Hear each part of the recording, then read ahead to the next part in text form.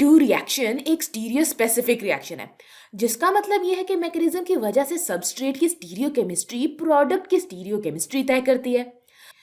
मेरे ख्याल से आप E2 मैकेनिज्म से वाकिफ हैं और न्यूमैन प्रोजेक्शन और सॉ हॉर्स प्रोजेक्शन के बारे में भी समझ बूझ रखते हैं।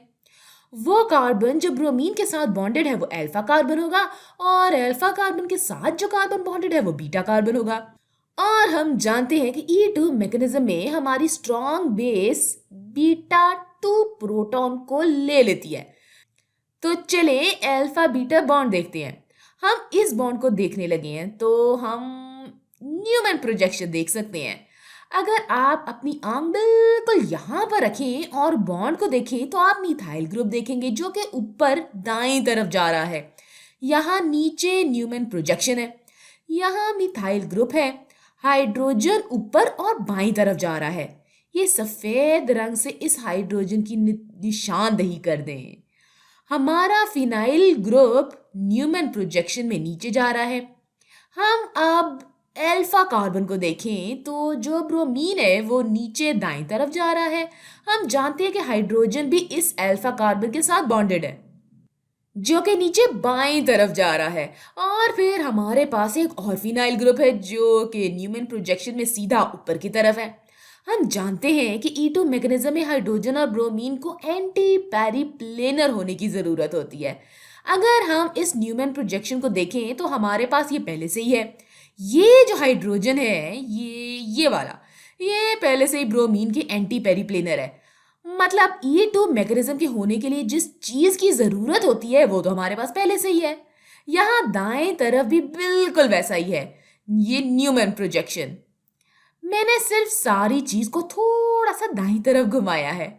अगर मैं यहाँ एक वर्टिकल लाइन बनाऊं, यानी एक ऊपर से नीचे जाने वाली लाइन बनाऊं और सामने वाली कार्बन यानी बीटा कार्बन की बात करूं तो इसमें ये सफेद वाला हाइड्रोजन होगा, यहाँ मिथाइल ग्रुप होगा और फिनाइल ग्रुप नीचे बाईं तरफ जा रहा होगा। पीछे वाली कार्बन यानी अल्फा कार्बन की बात करें तो इसमें ये ब्रोमीन नीचे की तरफ जा रहा होगा, फिनाइल ग्रुप ऊपर दाईं तरफ जा रहा होगा और यहाँ हाइड्रोजन होगा। एक दफा फिर बताती चलूं कि ये बिल्कुल वैसा ही न्यूमैन प्रोजेक्शन है, बस इसमें थोड़ा सा घुमाया है ताकि अपने एंटी पेरिप्लेनर प्रोटॉन और ब्रोमीन को आसानी से देख सके हम। आप इस न्यूमैन प्रोजेक्शन, ये दाईं तरफ वाली न्यूमैन प्रोजेक्शन से भी अपनी प्रोडक्ट हासिल कर सकते हैं। आप सोचे कि एक स्ट्रॉन्ग बेस आती है और बीटा प्रोटॉन को ले लेती है। ये इलेक्ट्रॉन्स इधर आएंगे और डबल बॉन्ड बनाएंगे और उसी वक्त ये इलेक्ट्रॉन्स ब्रोमीन पर आ जाएंगे और ब्रोमाइड एनाइन बना देंगे। चलिए अब आगे बढ़ते हैं और इस रिएक्शन की प्रोडक्ट बनाते हैं और न्यूमैन प्रोजेक्शन में प्रोडक्ट बनाते हैं। आपको ये बात सोचने की ज़रूरत है कि ये फिनाइल ग्रुप और मिथाइल ग्रुप डबल बॉन्ड के एक ही तरफ होंगे। मैं इधर डबल बॉन्ड बनाती हूँ तो हमारे पास फिनाइल ग्रुप और मिथाइल ग्रुप डबल बॉन्ड की एक ही तरफ होंगे, मतलब सेम साइड पर होंगे। बॉन्ड की दूसरी तरफ हमारे पास ये हाइड्रोजन और फिनाइल ग्रुप होगा, तो इस पीछे वाली कार्बन पर हाइड्रोजन होगा और सामने वाली पर फिनाइल ग्रुप होगा। तो ये इस रिएक्शन की प्रोडक्ट है। हो सकता है कि न्यूमैन प्रोजेक्शन से देखना थोड़ा सा मुश्किल हो, तो इसलिए मेरे पास इधर सॉ हॉर्स प्रोजेक्शन है, एक दूसरा नजरिया जिससे देखना आसान हो सकता है। इसमें ये वाली अल्फा कार्बन है और ये बीटा कार्बन। हमारी ताकतवर बेस इस बीटा प्रोटॉन को लेने लगी है, तो ये इलेक्ट्रॉन्स इधर आएंगे और डबल बॉन्ड बनाएंगे और ये इलेक्ट्रॉन्स ब्रोमीन पर आएंगे। तो एक दफा फिर फिनाइल ग्रुप और मिथाइल ग्रुप एक ही तरफ है और दूसरी तरफ ये हाइड्रोजन और फिनाइल ग्रुप है। दोनों फिनाइल ग्रुप डबल बॉन्ड के मुखालिफ सिमतों में है और ये एल्कीन कहलाता है। चले अब एक और E2 रिएक्शन देखते हैं और गौर कीजिएगा कि ये पिछले वाले से कितना मिलता जुलता है। यहाँ पर सिर्फ एक फर्क है और वो कार्बन की स्टीरियो केमिस्ट्री का फर्क है। अब हाइड्रोजन हमारी तरफ बाहर आ रहा है और मिथाइल ग्रुप हमसे दूर जा रहा है। तो अब हम देखेंगे कि किस तरह सबस्ट्रेट की स्टीरियो केमिस्ट्री बदलने से प्रोडक्ट की स्टीरियो केमिस्ट्री मुतासिर होती है। हमें फिर बॉन्ड को देखने की जरूरत है, तो ये अल्फा कार्बन होगा, ये बीटा कार्बन। हम इस बॉन्ड को पिछली मिसाल ही की तरह देखेंगे। चले फिर से न्यूमैन प्रोजेक्शन के बारे में सोचते हैं।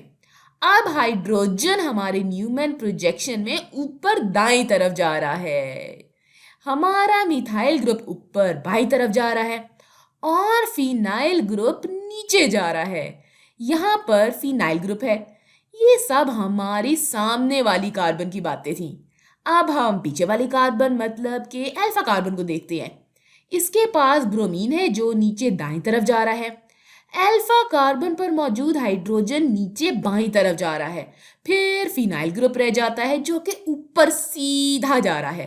तो ये हमारा न्यूमैन प्रोजेक्शन है। गौर करें कि इस दफा हमारा बीटा हाइड्रोजन ब्रोमीन की एंटी पेरिप्लिनर नहीं है, इसलिए हम इसको थोड़ा सा घुमाएंगे। दाएं वाले न्यूमैन प्रोजेक्शन को देखते हैं, यानी जो घुमा कर हमें अभी मिला है हम उसको देखते हैं। तो यहाँ पर मिथाइल ग्रुप है और यहाँ पर ब्रोमीन है। मैं बताती चलूँ कि ये बिल्कुल वही न्यूमैन प्रोजेक्शन है, बस थोड़ा सा इसको दाईं तरफ घुमाया है। मैं अब जरा निशानदेही कर दूं कि ये सामने वाले कार्बन पर हाइड्रोजन और फिनाइल ग्रुप है और पीछे वाली कार्बन पर हाइड्रोजन और फिनाइल ग्रुप है। हमारे फिनाइल ग्रुप्स अभी तक एक दूसरे से मुखालिफ सिमत में हैं। जब आप देखते हैं कि आपका प्रोटॉन एंटी पेरिप्लेनर नहीं है तो आपको इसे थोड़ा सा घुमाना पड़ता है। मैं इस सामने वाली कार्बन की हाइड्रोजन जिसे हमने सफेद रंग से जाहिर किया था, इस हाइड्रोजन को इधर ले जाऊंगी, ये मिथाइल की जगह। मिथाइल इधर हरकत करके आ जाएगा, ये देखिए ये फिनाइल की जगह, और फिनाइल हरकत करके इधर आ जाएगा, ये सफेद हाइड्रोजन की जगह। लिहाजा अब हाइड्रोजन वर्टिकल हो गई है। मिथाइल ग्रुप नीचे बाईं तरफ होगा और फिनाइल ग्रुप दाईं तरफ होगा। तो अब हमारे पास हाइड्रोजन ब्रोमीन की एंटी पेरिप्लेनर है। तो अब आप इस न्यूमैन प्रोजेक्शन से प्रोडक्ट बना सकते हैं। बेस आती है और बीटा प्रोटॉन को ले लेती है, फिर ये इलेक्ट्रॉन्स इधर आते हैं और ये इलेक्ट्रॉन्स ब्रोमीन पर चले जाते हैं और हमारे दोनों फिनाइल ग्रुप्स डबल बॉन्ड की एक ही तरफ होते हैं। अब मैं प्रोडक्ट बनाती हूँ। तो डबल बॉन्ड के इस तरफ सामने वाली कार्बन का फिनाइल ग्रुप है, डबल बॉन्ड के इसी तरफ पीछे वाली कार्बन का फिनाइल ग्रुप है। अब बॉन्ड की दूसरी तरफ बाकी ग्रुप्स है। तो बॉन्ड के दूसरी तरफ सामने वाले कार्बन पर मिथाइल ग्रुप और पीछे वाले कार्बन पर हाइड्रोजन होगा। अगर आप 100 हॉर्स प्रोजेक्शन को फोकियत देते हैं तो इसमें बेस हमारे बीटा प्रोटॉन को ले लेती है। ये इलेक्ट्रॉन्स इधर आते हैं, डबल बॉन्ड बनाते हैं और ये इलेक्ट्रॉन्स ब्रोमीन पर आते हैं। दोनों फिनाइल ग्रुप्स एक ही साइड पर हैं और बॉन्ड के दूसरी तरफ हमारे पास हाइड्रोजन और मिथाइल ग्रुप्स हैं। ये दोनों बॉन्ड की दूसरी तरफ हैं। गौर करें कि ये अब जी एल्कीन है। इस प्रोडक्ट की स्टीरियोकेमिस्ट्री पिछली प्रोडक्ट से मुख्तलिफ है और ये रिएक्शन पहले रिएक्शन की निस्बत बहुत आहिस्ता होता है और इसकी वजह ये दोनों फिनाइल ग्रुप्स हैं। तो वो कॉन्फर्मेशन जहां प्रोटॉन और ब्रोमीन एक दूसरे की एंटी पेरिप्लेनर हो, वो कम मुस्तहकम कॉन्फर्मेशन होती है। जब इसमें दोनों भारी फिनाइल ग्रुप्स भी एक ही तरफ हों तो इससे रिएक्शन आहिस्ता हो जाता है। अगर हम अपने पहले रिएक्शन को देखें तो इसमें प्रोटॉन और ब्रोमीन एंटी पेरिप्लेनर तो थे ही, साथ में दोनों फिनाइल ग्रुप्स भी एक दूसरे से मुखालिफ सिमत में थे।